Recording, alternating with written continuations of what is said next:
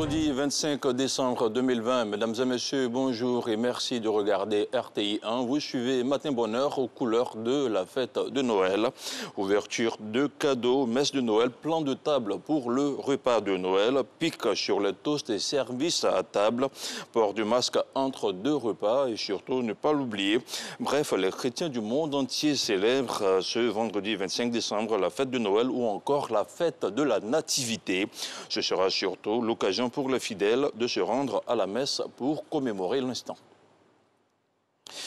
L'objectif du gouvernement ivoirien est de créer 2 millions d'emplois d'ici à 2025 et pour atteindre ce gap, l'agence Emploi Jeunes vient de dévoiler le plan stratégique d'insertion professionnelle des jeunes.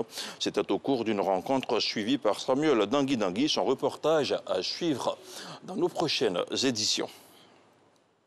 Autre chose à présent, l'opération de basculement de numéros mobiles et fixes de 8 à 10 chiffres à partir du 31 janvier 2021 à minuit. Au nom du gouvernement, le ministre Mamadou Sanogo a situé les enjeux de l'opération pour la Côte d'Ivoire. En reportage, on regarde le reportage de Cheikh Aboubakar Koné. Dans moins de 40 jours, le paysage de la téléphonie en Côte d'Ivoire va connaître un bouleversement. La numérotation passera de 8 à 10 chiffres, et ce, 20 ans après le passage de 6 à 8 chiffres. La capacité planifiée en termes de numéros était de 49 millions en 2000, il y a 20 ans. Donc, les décideurs de la RTCI s'étaient projetés en se disant qu'avec 49 millions de numéros potentiels, on devait être capable, au niveau du ministère de l'économie numérique, de satisfaire la demande. Déjà en août 2015, donc déjà il y a 5 ans, que nous avons, au niveau du ministère de l'économie numérique, ressenti les difficultés de la disponibilité des numéros. Pour satisfaire à la demande depuis cette date, il a fallu recourir aux indicatifs 8 et 9 des services à valeur ajoutée. Malgré cette décision transitoire, le parc des numéros est arrivé à saturation. Pour prévenir toute paralysie, et principalement dans le fonctionnement des services de téléphonie, mais aussi pour anticiper les besoins en numéros liés au développement de nouveaux services tels que l'Internet des objets, que ce PNN 10 s'est avéré nécessaire et est en passe d'être mis en œuvre.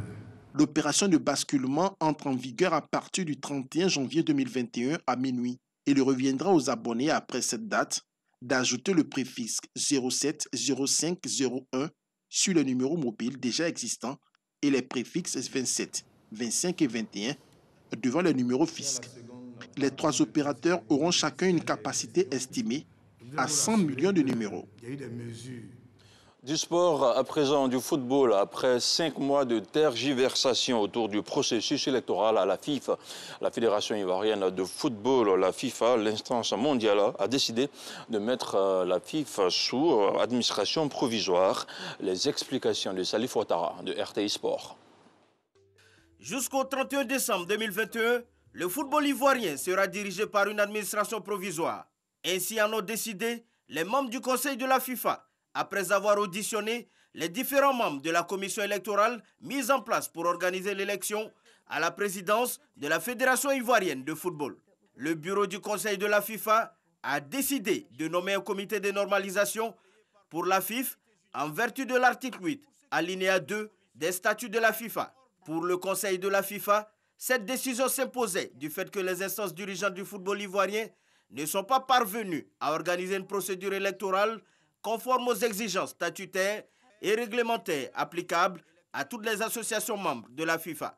La fêtière mondiale du football estime également que le mandat de l'exécutif actuel a déjà pris fin. Le comité de normalisation aura donc 4 objectifs clairs. Gérer les affaires courantes de la FIFA, réviser en assemblée générale les statuts et le code électoral de la FIFA, réviser les statuts de certains groupements d'intérêts et en dernier point, agir en qualité de commission électorale pour l'organisation de l'élection d'un nouveau comité exécutif de la FIFA sur la base des statuts et du code électoral révisé.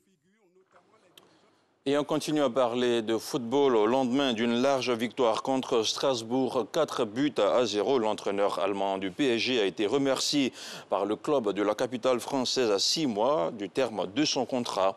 Ces derniers temps, les relations entre Thomas Tuchel et son club étaient tendues. Depuis l'été, le courant ne passait plus avec Leonardo et un départ du coach à l'issue de son contrat faisait figure d'hypothèse la plus probable. Il devrait être remplacé par Mauricio Pochettino, ancien joueur du PSG et ex-entraîneur de Tottenham. Voilà, c'est tout pour ce premier point d'information au cœur de Matin Bonheur. Et justement, on retrouve le duo de Matin Bonheur composé de Alix et Angeval dans quelques instants pour terminer ce dernier numéro de la semaine, tout en rouge, aux couleurs de Noël bien sûr.